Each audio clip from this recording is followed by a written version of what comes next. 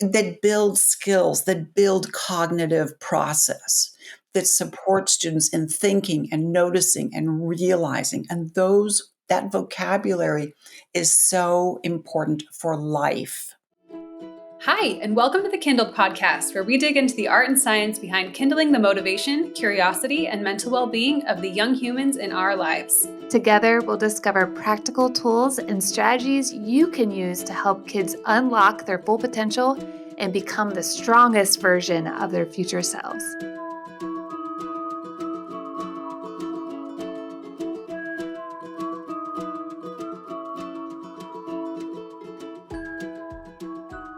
How do you feel about playing games in your house, board games? Oh man, we've talked about my relationship with play before, right? So it's not great because I'm just miss productivity. It's like, is this I just feel like with games, you can be more. Yeah. So this is why I like board games, because it's like, okay, it's like a more discrete task that I can feel like I'm doing something instead of like, let's play Cupcake Unicorn Land, where I get a little bit lost in like a lack of productivity there. So I really like games, and I I just want to buy all of the games. So I love it. Our family plays games all the time, but they can be contentious. I have some kids who handle failure and like losing better. We get hurt feelings, but I also see how much it makes them grow and builds their relationships. What is gaming like at your house? I love buying all the games as well. However, I have PTSD from playing games because I have children that are very intense and they really get into it. So I cannot wait to talk to our guest today. Her name is Anna Vagin. She's a licensed speech language pathologist with over 30 years of experience. In her private practice in Marin County, California, she provides individual sessions and social learning groups to children, young adults, and their families. Her particular interests are using media and gaming, including therapeutically applied role-playing games, which I can't wait to figure out what that is. Yeah, for real. To support students with social cognition and language differences and the role of mental processes in communication, relationships, and life satisfaction. She provides consultation to parents and schools, is a frequent U.S. and international speaker, and a prolific writer, contributor on topics related to social cognition. Okay, let's go talk to Anna. Hi, Anna. Welcome to the Kindled podcast. We are so excited to talk to you today. I am very happy to be here, and I'm really looking forward to our conversation. So thanks for having me. Of course. Okay, so let's dive right in. Tell us a little bit about your background. What is your why in the work that you're doing in the world? Well, just like Katie, I am a speech language pathologist. And when you start your training, you start broad. And then over the years, you kind of find your niche. You find where you're supposed to be. And I was working a lot with kids and with adults and kind of doing a lot of that broad therapy work. And then I decided to go back and get my doctorate. And that was a real turning point for me. And I had the real pleasure of studying with Mary Main over at UC Berkeley, who was kind of the person who brought attachment theory from England here to America from John Bowlby. So worked a lot on attachment theory and craniofacial disfigurement and child language. And so that was kind of an interesting compilation. Wrote my dissertation on mother-child interaction with babies with cleft lip and palate. And as I then got into my career, part of what I realized was that a good thing for the world is that the incidence of cleft lip and palate is not very high. What that means, if you're a speech language pathologist, is that I started looking for other areas where I felt I was a good fit. And really, with all of the work in attachment theory, I was really diving into relationships, what made relationships move forward, what made relationships more challenging to establish, the role of language in that. And then over the years ended up with the population of kids who have social cognitive differences, whether they have autism spectrum or ADHD or anxiety disorder, selective mutism, a real broad range kind of falls under that umbrella. And I have just been so happy there working with amazing students and families and really found my niche right there. And so I've been so happy there probably now for about 25 years. That's awesome. I love that you call it social cognitive differences instead of disorder, because it really is a difference in the way that they communicate. My home is filled with lots of the kids that you work with, and sometimes it is challenging, but also I feel like they've taught me so much about communication, number one, relationship, and they just see the world differently. So I can see how you were drawn to working with kids like that. And part of it, I think, just picking up on what you're saying, Adrian, is that ability. We often, as clinicians and as parents and as adults, are pretty egocentric ourselves. We don't have that perspective taking to think, well, wait a minute, let me look at it from your perspective, from your position. And once we can shift that lens, it's really interesting. Yeah. And what for me, it went from this, I had to really look at my role as a parent instead of seeing myself as someone that's controlling or, because one of my sons is PDA. And so I can't give him demands in the way that traditional parenting styles tell us. If you're a good parent, your kid behaves and your child will do this. Well, guess what? That doesn't work for him. So it's really helped me go, okay, have true empathy and look at it from his point of view. And then I go into so many different micro schools and I'm around so many different kids. And it's really allowed me to have empathy for all humans, really, and look at it from their perspective, which is really beautiful. And micro schools really give us that opportunity to individualize more, to be more empathic, to help our students self-advocate as they get older. So they have the tools to say, this is what I need, and this is how you can help me get there. And we can also supply our students with tools that might say, you're right, this is where you are now, and you're happy there. But maybe there are options when you're ready to look beyond where you are now, to map that out visually so they can see alternatives and to see them visually rather than being told and talked to about it. One of the things I talk about a lot in my writing and in my trainings is the need to provide so many of these students with visual information, that just talking it is not enough. It's easier for them to see it. They can keep it in working memory, whether it's a sketch or a list or a write-up of some sort or a continuum that shows them options. Those visual supports are so important, maybe especially for those kiddos who have a lot of language. Because so often I get the pushback of, but they don't need visual. They're so chatty. They talk all the time. And yes, they might talk all the time, but that doesn't mean that they can keep complicated, abstract social information in working memory while they think about it and learn about it. Yeah, modeling is really important too. So seeing it visually, but then also having people around them modeling those behaviors is really huge as well. Mm-hmm. So I want to kind of pull us back a little bit. I think some of our listeners maybe aren't quite sure where they're not so familiar with this world as we are. So can you just go back a little bit and talk about the type of kids that you work with and how to bridge the gap, but so often. So as a speech language pathologist, I find, therapeutic or what am I trying to say? Methods of practice and interacting with kids that are really helpful. And then 9 times out of 10, I think this is good for all kids. This isn't just for kids who are neurotypical or anything like that. So kind of bridge that gap for us.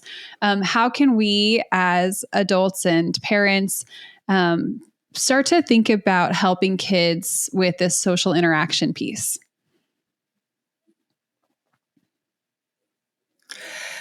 I think one of the things that I always try to keep in mind is that whenever we're working with kids, it doesn't matter how old they are, We want them engaged in the learning.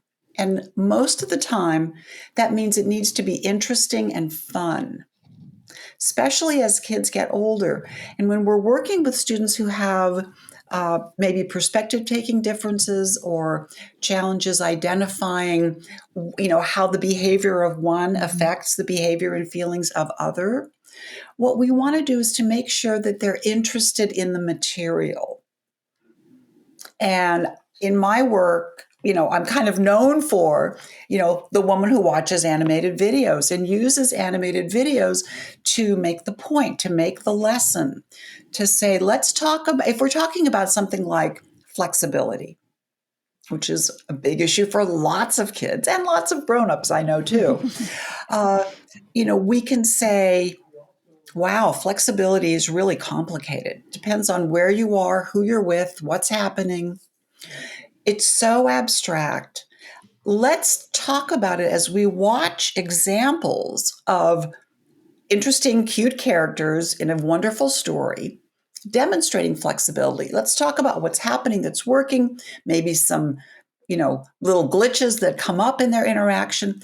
Let's just talk about it in a fun and relaxed way rather than saying, I heard you weren't very flexible yesterday. No one's going to want to have that discussion. I've never said that before.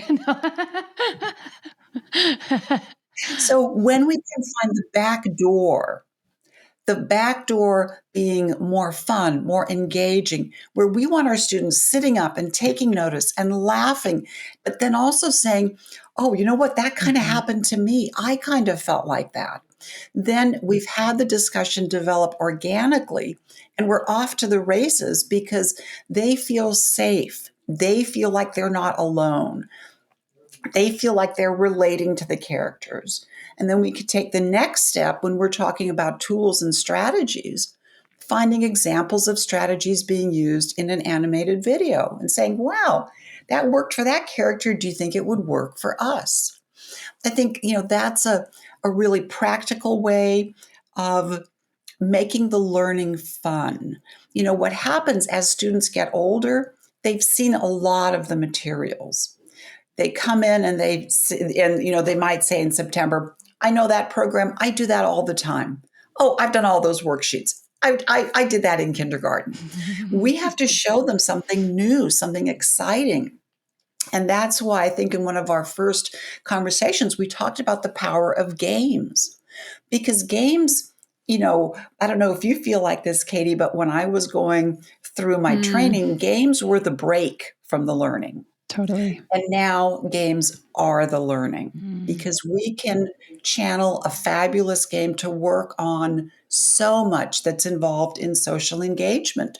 We can work on regulation. We can work on flexibility and cooperation and managing feelings and conversation, tolerating mistakes in ourselves and in others.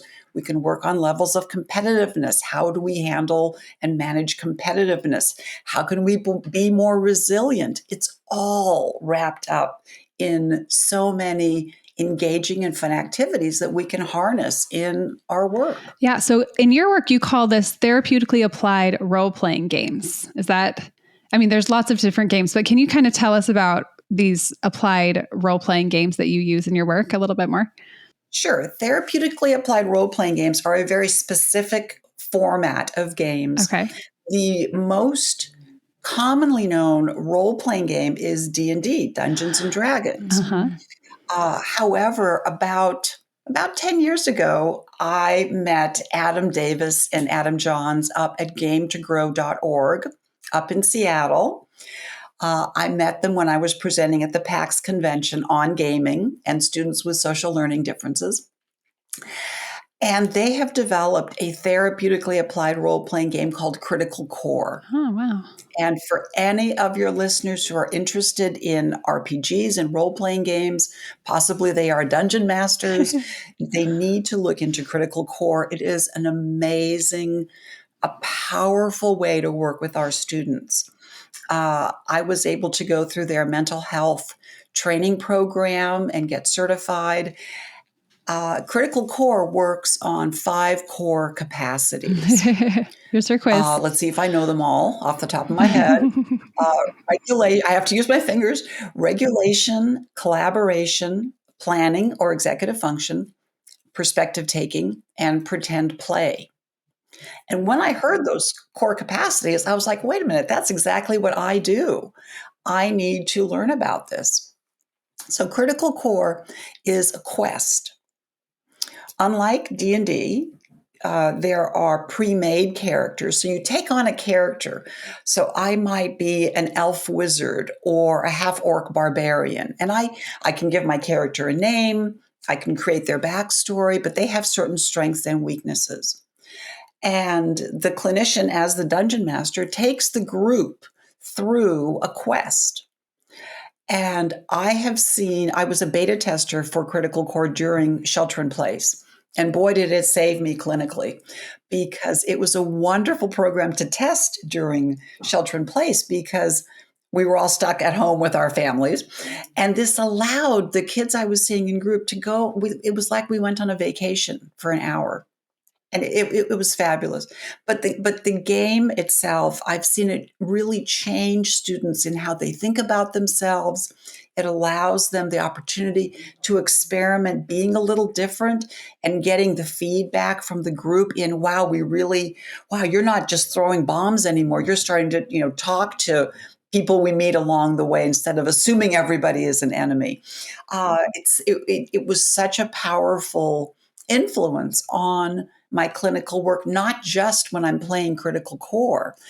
It applies to all of my clinical work now. It's made me a much better clinician, because I think it's opened me up a little bit more to how can I be even more fun? Because again, especially as our students get older, they really need to be engaged and feel safe and respected and supported, but also like doing the work is fun, because what we want them to experience is that sense of, wow, I really am connected to somebody right now. I'm part of this group right now, and it feels really great. I want more of this. And it looks like I'm actually kind of okay at it, that I'm being successful, I'm doing something different. It might be challenging me, but wow, I'm kind of hanging in there. Yeah, that's like, we talk a lot about self-determination theory, where I'm just like, you're creating the perfect little recipe here. Like, they are feeling this feeling of belonging and relatedness, community. They're feeling competence, and then they're making, independent creative choices, and that's giving them a sense of autonomy. And like, that's going to be really, really healthy for the brain to sit in that state of flow with all of those things present. So that's, we've been talking about their role playing. What other categories of games would you say that are useful as a tool? Oh my gosh, they're all useful. This is a very exciting time in games. Because I'm in private practice, I'm able to use video games in my practice, and I really lean toward the Xbox Connect, which, if you don't know your gaming systems, the Connect is the one where you move your body and the avatar on the screen moves. And so that means that my kids can play beach volleyball, they can play soccer, they can do all kinds of sports. Pixar has a wonderful Pixar Rush Connect game where you're the Incredibles and you have to solve these problems and work together. So I love using video games, again, because it builds resilience. It builds the ability to interact while you're doing something. I love card games and tabletop games and penguin flicking games, and I have lists of penguin flicking games. Hold on, what is that? It's this wonderful. It won all the awards. Maybe it was even before COVID. Ice Cool or Cool Ice. I always get the two words. I'm not sure which one comes first. There's Ice Cool and Ice Cool 2. This is a penguin flicking game. Katie, are you familiar with this? No, I'm not. But my 9-year-old loves penguins, and games. So I'm very intrigued. This is a great game. It's a box in a box in a box game. So you put together all these boxes with clips and you make a school that has doorways. and you have to flick penguins through doorways to collect fish. And the chore is not to get caught by the principal. So one person plays the principal who's trying to catch the other penguins. Uh-huh. This is a fabulous, fabulous game. Part of what happens is one of my pet peeves, I have to confess, is when I see high school students who still only play Uno. They started playing Uno, kindergarten, first grade, and they are still playing Uno. They're still And they playing haven't, Uno. they're still, I'm not saying Uno is not a great game. Uno is a fabulous game, but there are So many more dozens, that build scores, upon skills. so many other that build skills, that build cognitive process, that support students in thinking and noticing and realizing. And that vocabulary is so important for life. Mental state verbs, we have to make sure that our students have facility with them, because those are the words that bind anxiety. If we think about when we're worried about something, what helps us, often it is remembering that we've gotten through something like this in the past, or knowing that tomorrow will be a better day. Those mental state verbs really are feathered into a lot of games. One of the things that I've learned in 40 plus years of being a clinician is that no matter how we as adults and parents want to protect our students, we can't. Things will happen to them that we have no control over. Parents will get sick, moms will get cancer, grandparents will die, kids will have accidents. The more that we arm our students with maximum resilience, maximum understanding of mental process, maximum ability to think about the future and the past, the better equipped they will be. And I have had so many experiences now that a lot of the kids who I worked with when they were 3 are now in their 20s. And I see this happen to them. And the ones who are more facile at everything we just talked about do better. And the challenge there is that there are a number of those students who I had misjudged, and I had not thought they could get there. I had not thought that they could understand complicated words like imagine. And I was wrong, because when presented with the material in a way that they could understand, they got it. And it helped them in their young adulthood when things happen to them. Some terrible things have happened. It's just how life is. And so even though we're coming at it from a fun angle of games, it's actually a very serious business. Yeah. Preparing our children, especially right now. Absolutely. So can you explain a little more the connection between mental processes, communication, and relationships? That's a very big connection, and it's very super complicated. And part of the challenge is that they are all interconnected. They all build on each other. But we can also watch these strands and think about these strands separately. So if we're working on mental processes, we can build mental state verb vocabulary, because studies have shown us that we can build it in students. We just have to give them that stimulation of the vocabulary. Can you just define what a mental process is for our listeners? Just give us some examples. Well, if you can think of it as mental state verbs. And so a mental state verb is a verb, first of all, that is abstract, that you can't see. So you can see me drinking, but you can't see me remembering. So mental state processes are mental state verbs like remember, know, understand, think, decide, plan, hope, miss, love, Got it. forget. All of those, they are so important. We're often wanting our older students to collaborate in writing goals. To do that, you have to know what you want and what you hope and what you wish. Oh, I wish I could move out of my parents' house. Okay, well, let's anchor that with some goals, because what do you need to do to get to that point? And so those are mental processes, and we can work on them separately, but they have this huge ripple effect into everything else. If we're talking about communication, we can work on communication from a conversational perspective. How are you doing with your, do you add comments? How are you at asking questions? Do you ask follow-up questions? How are you at expressing your opinion? Do you feel confident, or do you not really want to take the risk of maybe everybody will have a different opinion? How can we support you in broadening your conversational abilities? So we can work on it in isolation, but again, it has ripple effects into everything else.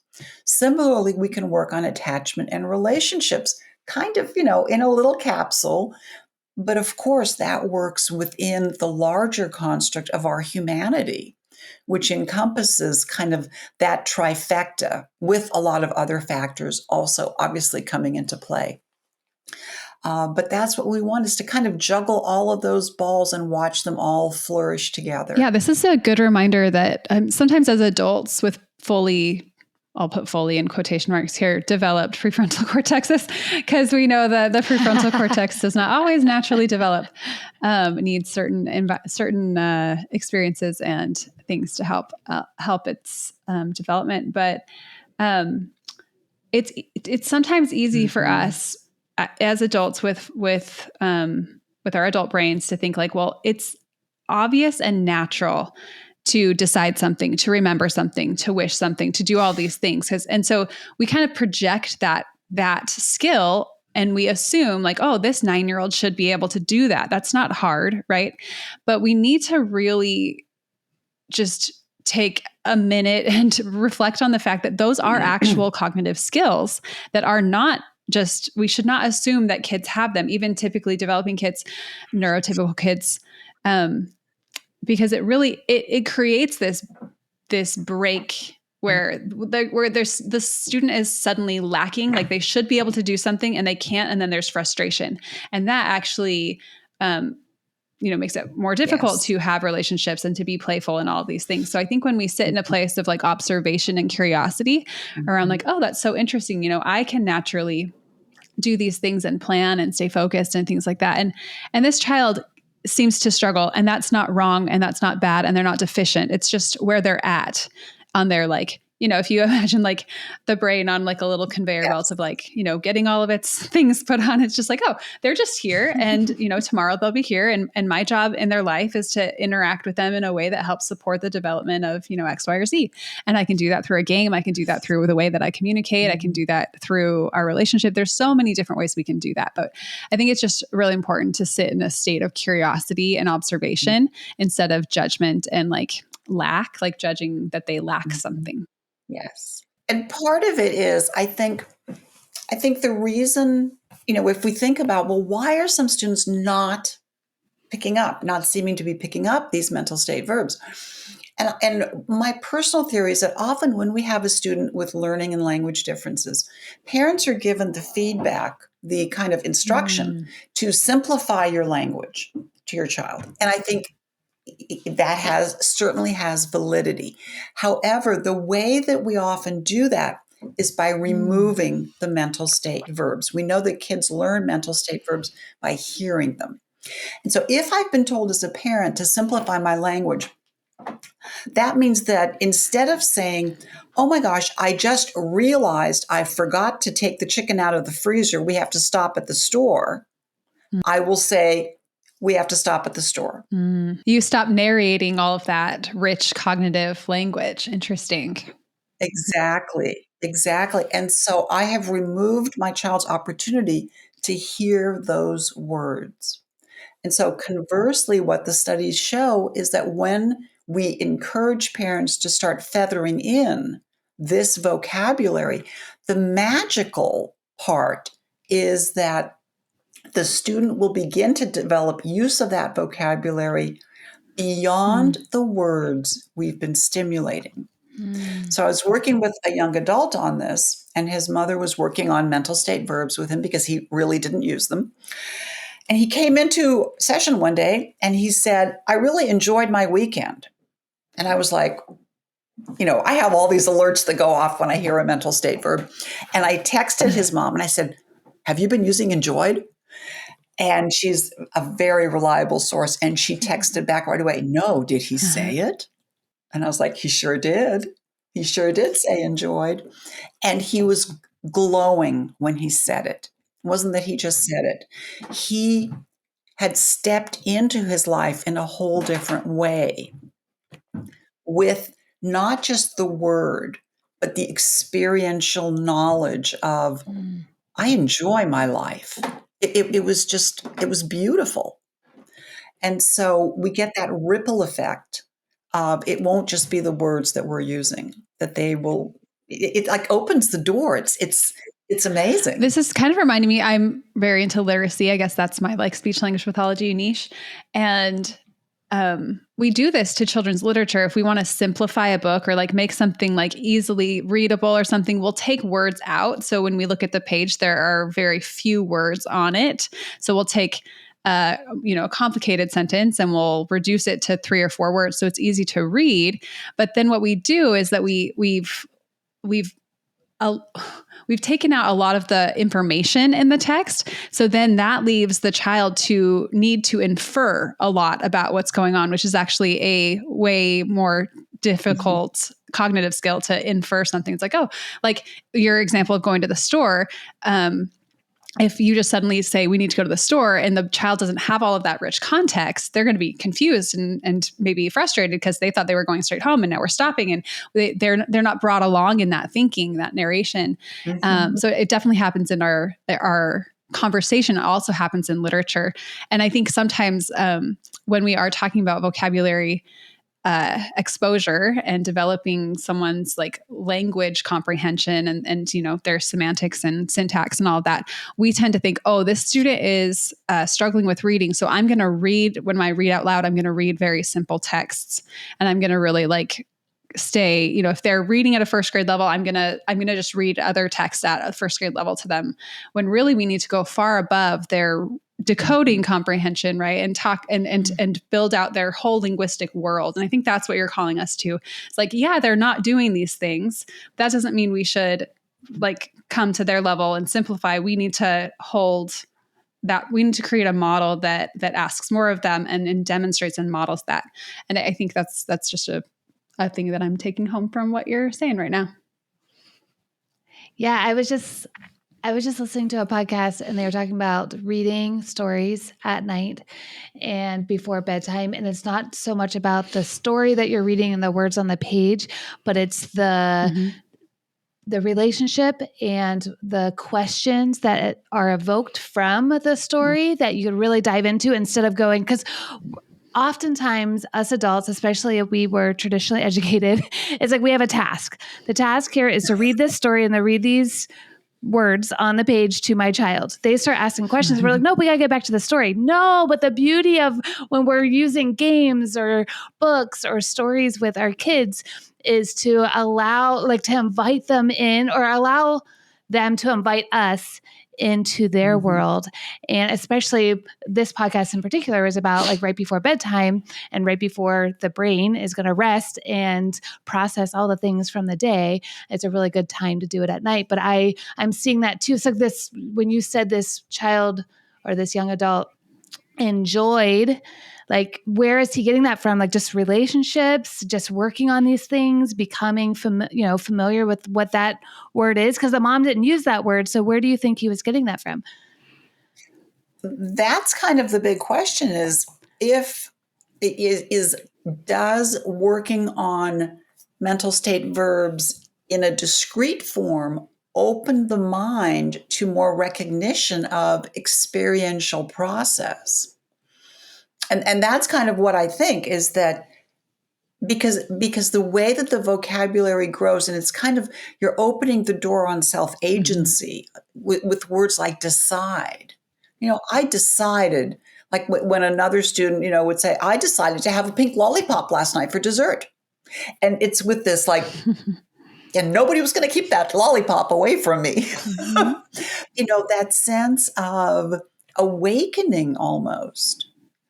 And I think your point is really well taken, Adrian, about not assuming a limit in knowledge. And I think part of it is slowing down from our end, Mm-hmm. that desire to check the box, like you're saying, book read, check, but allow for organic engagement to grow out of whatever the activity is.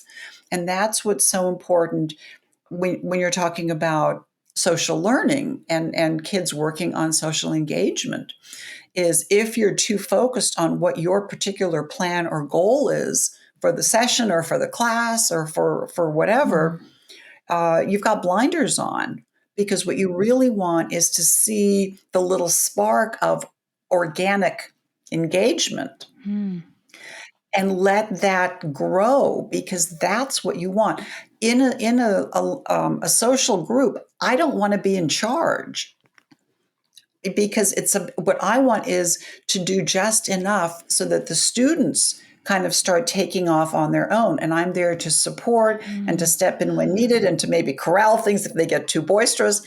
But what I want is for the students to experience non-adult driven engagement, because so much of what a lot of the kids who I see get is adult driven engagement. I remember I had this high school group that at the beginning of last year, I would leave them alone in the room. I'd go to the other room and I would say, okay, you guys are going to have conversation. And I would be listening and they would talk a little bit, and then there would be that awkward silence. And I did not go in and rescue them. And they're like, do you think Anna's going to come in? No, I don't think she's coming in. Oh, wow. Well, did you see any movie? I saw, whatever movie. And then they would be off again. It's that knowing that things may feel awkward. I'm not sure what to do, but give me a minute to figure it out. Yeah. Because so often kids will figure it out. Kids will give us a little bit more. If we ask a follow-up question, challenge them, because our silence can send the message of I believe you're gonna something that you're gonna tell me, and I want to hear what the student has to say. I don't want to hear what I want to hear. I want to hear what they think, not what I think they could think. Yeah, I think that's such an important point. And I just want every single Prenda Micro School guide to listen to what you just said for the last 5 minutes. Your job really is to do as little as possible, to really let them sit in their own agency and their own self-efficacy. Because when we go in and we rescue kids, and I'm not saying we should never help or assist or guide, but as much as you can, really let them act and solve their own problems, because that you're not always there with them. And when you're showing them look, I was here, but I didn't do anything. You solved that problem. You figured that out. Then when you're not there, they have such a greater sense of self-efficacy and confidence, and that's going to bring their anxiety levels down. That's going to help their brain development so much. So really, it's sometimes what Adrian, you're talking about, that traditional education drive to get the right answer, finish the task, do the right thing. I think that makes those moments more difficult for us, right? When you're watching a child tie their shoe and they're struggling, it's you're I could tie the shoe. I could do the task. I can get the gold star. That's the program we're running, right? And so it's it really has to not be about that in that moment. And the script that I like to run that helps me kind of talk myself off that ledge when I feel that is I just think about where the cognitive load is landing. If I go in and rescue, the cognitive load has come to me, right? And so my brain is going to be, I'm using my skills and things like that. And when I watch a child struggle, or when I watch a group of kids be awkward, and I could easily go in and prompt a conversation or get some language going in there that would be not awkward. I'm holding the cognitive load, and whoever is holding, it's if we go to the gym and I'm and you're lifting weights and I'm oh, that looks heavy for you. Let me lift it for you. It's you're not at the gym, right? So we have to have this when we're the coach at the gym, the coach spots sometimes, yes. But the coach is not the one lifting the weights. So it's just a really important mental shift. Mm-hmm. Yeah. And we've been talking about games a lot, and it's made me think about this past year. My son goes to a learning pod and they do a lot of game time. They have about 2 different hours where they're just playing board games. And so I had gone in and the coach had told me I had to put Monopoly away. I just couldn't handle it because a lot of the kids are neurodivergent. And so watching them argue and especially rules can be really hard with kids with cognitive flexibility challenges. And so, because we have to stick directly to the rules, and Monopoly is one of those games that are really, really long and there's lots of rules. And so she put it in the closet. And so I challenged her. I was like, why don't we bring it back out? What for you is so uncomfortable? You're not playing with them. Like, why are you so uncomfortable? They're figuring it out. They're getting loud. And then you keep mentioning the phrase social engagement. And this makes me think of the nervous system and our social engagement system.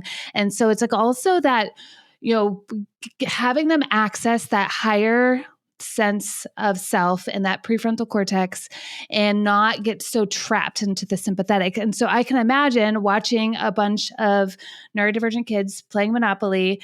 They're moving in between, that sympathetic state and that ventral vagal state, which is the social engagement. And it can be really uncomfortable for the adults to just allow it to happen.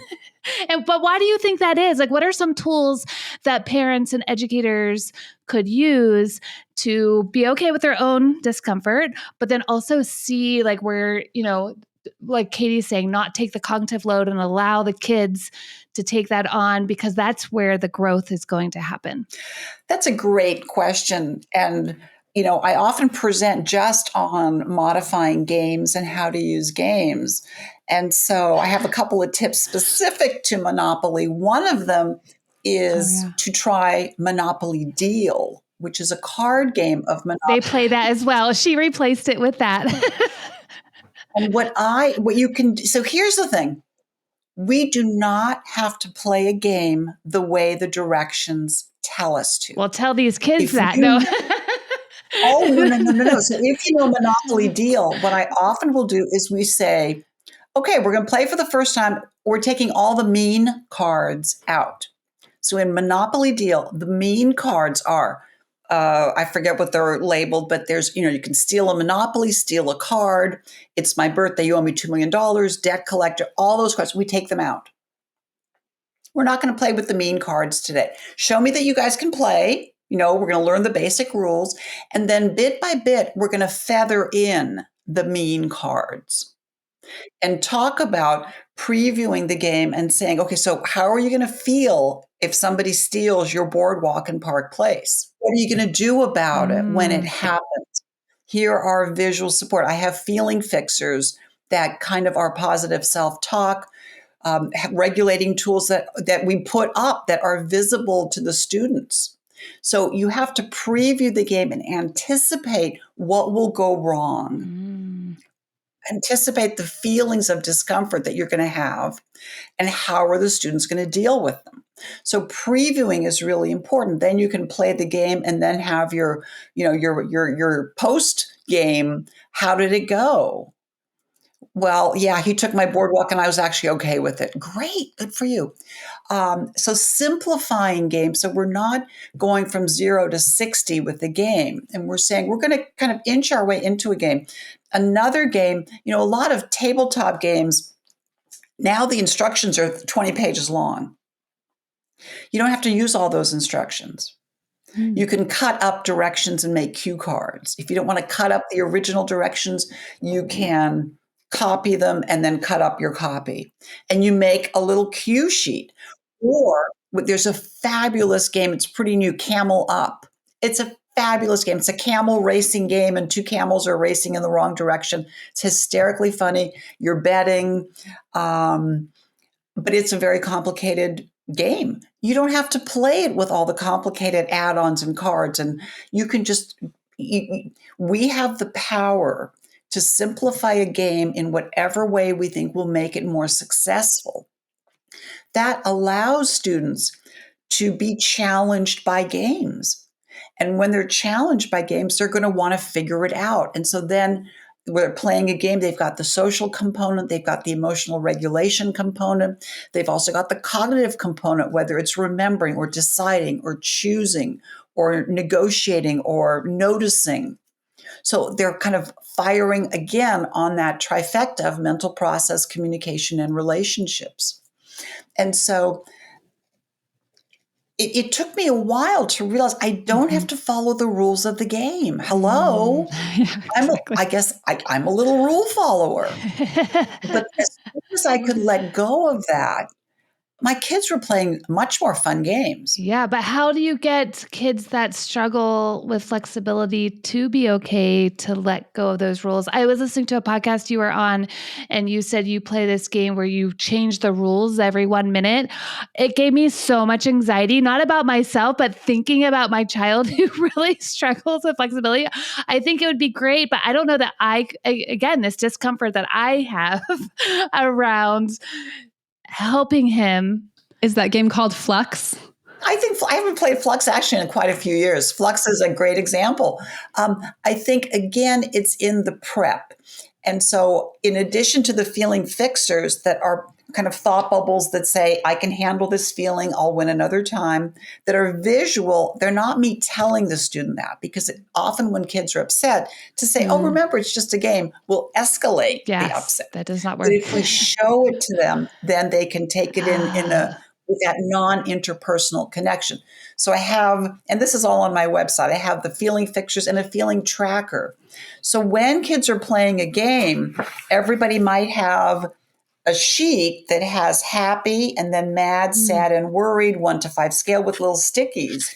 And they're going to show how they're feeling. And we're all doing it. So it's not a bad thing. We're all just like, oh, I might be saying, oh my gosh, I got Boardwalk. Now I'm worried that someone's going to steal it. And they might say, well, Anna, it's okay. Yeah, you're right. It's okay. So what you have to do is to recognize all the feelings of discomfort that are sparked by a good game. That's what makes a good game is it gives us all these feelings. So there's a lot of potential there, but we have to bring in a lot of visual supports that will say to our students, we're going to all handle this together. We're going to get through this feeling of Boardwalk. And because you know what? We can always play again tomorrow. We can always say, do we just want to trash the game right now? If we're playing, I often start kids on cooperative games rather than competitive games. Those are my favorite in this house. So Cauldron Quest is fabulous. Cauldron Quest is one of the favorites. And so really recognizing the feelings and making sure that you have clear conversations about the feelings that are involved in playing a game. And I love that you said post game to kind of talk about it, and then you'll find that kids will reflect back. Now, I also know in your practice that you will videotape or film them and they can watch it back. Is that something that parents and educators could use, or is that something that you would recommend just therapists do? Because I'm just trying to think if that would be helpful, like in my own home or the kids that I know that struggle to have self-awareness. Could that be a tool, or just talking about it might be more helpful? It can be a definite mixed bag because we don't want students feeling shamed, right, or blamed, or you have to be very, very careful in how you do that. You really want, if you want to film, you want to show what they did that was great. Love that. Rather than the other end, I think. Because I certainly wouldn't want to see myself on video doing something But then that's still really great because then they can recognize when they're doing something well. Because a lot of these kids too are very down on themselves, or sometimes get stuck into negative thinking patterns. And so by showing them when they did handle something well, I love that so much, because then it's like, oh, look how I handled that. And then we're building those neural pathways of doing that again, instead of focusing on the deficits, we're focusing on the strengths, which I really like.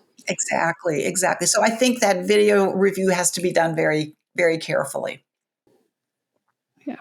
Something that I just want to call out for a second is that while the game is kind of like, when we play a game, we enter this like bubble of like quasi reality, right? It's like, okay, this isn't real life, but all of our feelings within that game are very real. right? And so we can get to experience all of those feelings, but in kind of this like safe bubble where it's like we're not really having this conflict about something else outside of the game world. And I think that that's really healthy because it's like you get to practice, but all of the feelings are very real. My husband tells a story all the time. We play a lot of games in our house, and some of us in our family handle defeat gracefully, and some of us do not. And it does end up causing some strife in our family. But there's this story that I think just one of his friends told him this. He'd grown up playing Monopoly with his grandma, and his grandma always beat him.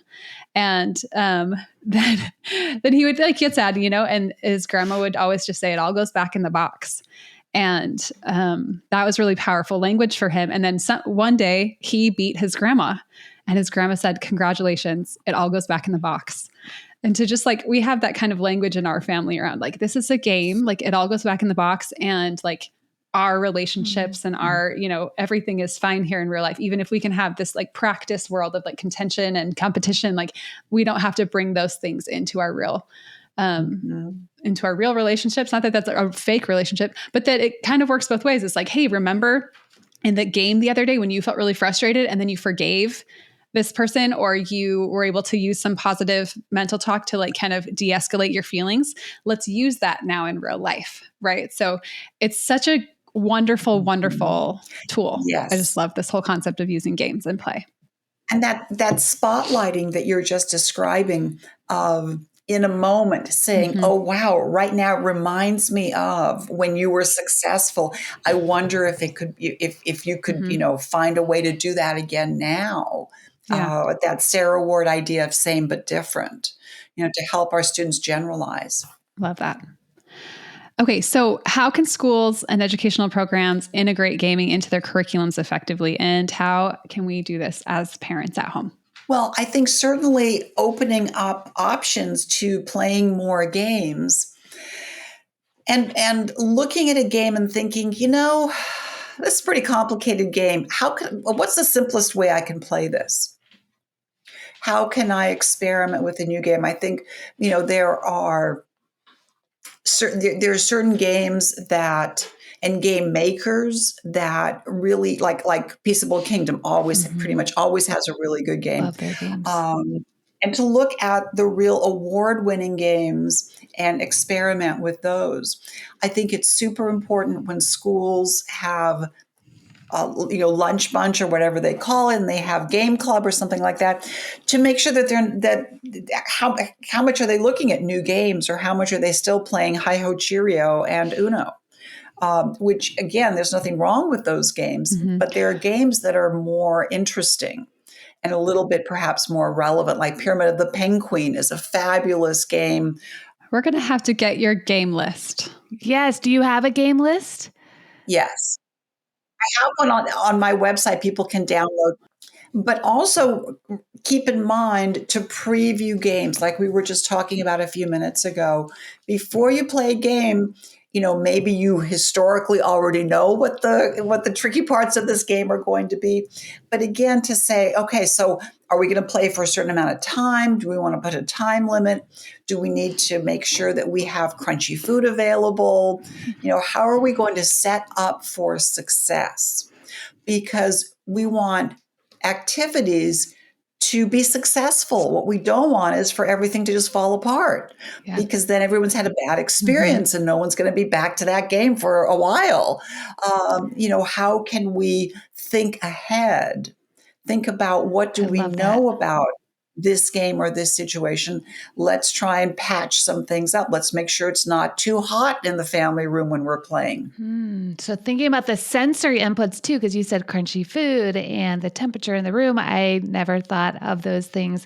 And this is really helping me because we have a ton of games and I value them. However, with the cognitive inflexibility of one particular son of mine, it is not fun typically for anyone else in the family. And it's not something where, it all goes back in the box again. It's caused a lot of challenges to the point where I'm just afraid to play them because it hasn't been fun. So these tips, I think, previewing them, cutting up the rules and having them visual and have them out and then talking about it afterward, I think is going to be really helpful and allow me to open up my game closet this week and start pulling some of the games back out and talking about like what has happened in the past and going, okay, this is probably going to come up because it's come up multiple times. So what's our plan? I think that might be really helpful. So thank you so much for those tips. Absolutely. The other thing you might want to consider is also having students draw about how the game went. Like, can you draw a good time in the game and can you draw a not so good time in the game? Because again, that's creating a visual support and encouraging kids to show feelings in these sketches, to show their truth, because that may give you a lot more information than if they're just talking about it or if you're doing the talking. So everybody can sketch a picture of how did you think game night went. I love that. We are starting to run out of time, but I also want to ask about winning and losing. I mean, we talked about some collaborative games, but winning feels good. And our culture tells us that we want to win. I mean, look around, it's very competitive. But for losing for some kids, it's really, really hard. I read a blog post once that had said, ask that, especially if you're working with a young child or playing with a really young child, 4, 5, 6, ask the child, like, do you think you're gonna be able to lose? If not, like, why don't we work together and it's okay. Like, we don't even call it winning or losing. So I'm curious about your strategies around that. Well, one point is if you're playing a collaborative game, you still might lose. Right. But you're losing together, so that doesn't feel as, well, yes. They're losing too, so it's okay. Well, and, right now I'm developing this new product called social scales, which are continuums. And one of the continuums that is in this product are continuums about competitiveness. And so particularly with older kids, if you develop a 5-point scale and you could say, so where are you right now going into the game? How competitive are you feeling knowing this game? Okay. Are you going to feel comfortable? Is that where you want to be? Do you think you could, or do you think the game would go better if you could be less competitive and kind of have that conversation? No, I want to stay where I am. Okay. So if you're going to be that competitive, what do you think could happen? How are you going to handle it? We can always say to kids, if we're playing just the two of us, so do you want to stop? And really, using that feeling tracker. How are you feeling? I'm really getting worried. Okay, so let's manage your worry. One time I was playing life with a group, and they all had their feeling trackers, and one kid put his worry up to 4. And we're like, whoa, let's take a break. Because Kyler is feeling a 4 on his worry. Kyler, what's going on? And he said, I'm really worried that when I grow up, someone's going to sue me for $500,000. And, it's humorous. I mean, I'm in Marin County, so it certainly could happen. But the thing is, we talked him down and we realized that wasn't a worry for today. And so part of it is if you can get students to really be thinking about turn by turn, how am I feeling? That's amazing. We're going to take a pause and we're going to see if we can get your worry down from a 4 to a 3, because that's progress. So really upping the feeling meter in the game. How much are you tracking how everybody's feeling? I love how much we learn from games. You said life, a famous story, not famous, but in my husband's family is that he and his brother played life all the time when they were younger, and his brother would sell him his kids. and my husband wanted 10 kids and his brother didn't want kids. And it's funny because they have more kids than we do. So it's really interesting. But I love how it really opens up for memories, core memories. There's, that gets brought up a lot. And because it's just a really fun memory from childhood. So I love how much games can really help us learn and grow. So we are running out of time. So this is a question we ask all of our guests: who is someone who has kindled your love of learning, curiosity, motivation, or passion? That's a great question. I would have to say my dad. My dad had polio as a kid. and was actually in Shriners Hospital in San Francisco for I think many, many months. And I think as like a 6-year-old. And I think that developed his patience. So he was an incredibly patient person and had a physical disability because of his polio, but he could always get a workaround. Always. He had straps on straps, and he really, no challenge was too big for him. And he had this Russian saying, "Потихоньку." And "Потихоньку" kind of means, I've translated it to bit by bit, because he always believed that you could get somewhere if you just went bit by bit. And so I really believe that. I believe that learning happens bit by bit, and we have to respect that we can help our students get to where their lives will take them bit by bit. I love that. My mom always said growing up, she said, yard by yard, it's hard, inch by inch, it's a cinch. And so that is, and when we're helping kids develop these mental processes and all of these skills, like that is a long harvest game where, you really are looking at helping kids over decades sometimes. And so keeping that in mind for kids is helpful, and for us as we progress. So how can listeners learn more about your work? I think the most direct route is probably to go to my website, socialtime.org. And they can sign up for my newsletter. I have a weekly newsletter. Follow me on Instagram. I think those are the best channels. Great. I love it. We'll definitely follow you on Instagram. Super. Okay, awesome. Well, thanks so much, Anna, for coming. This has been such a great conversation. I've really enjoyed it. Thank you so much for having me. Yeah, thank you so much. It was wonderful to meet you. That's it for today. We hope you enjoyed this episode. I took so many notes. Yeah. I'm going to try some of these things, Katie, when I play games. What about you? Oh, for sure. Yeah. I think doing the pre-chat about how we're going to handle this feeling when it comes up, I think that's going to be a game changer for my kids. Yeah, I think the post, I never ever thought, because I'm just so ready for the game to be done that I don't think, let's circle back and talk about why this was so difficult in playing. And so I do think that might help us, though, to get that game out again. So I'm so happy that she kind of walked us through that. And I love that this can be applied really easily in a micro school or a learning pod or anywhere where they can play games, and hopefully in traditional classrooms too, they could pull out some board games, because there's so much learning and growth that can happen when playing. So if this episode was as helpful to you or more, please like, subscribe, and follow us on social at Prenda Learn.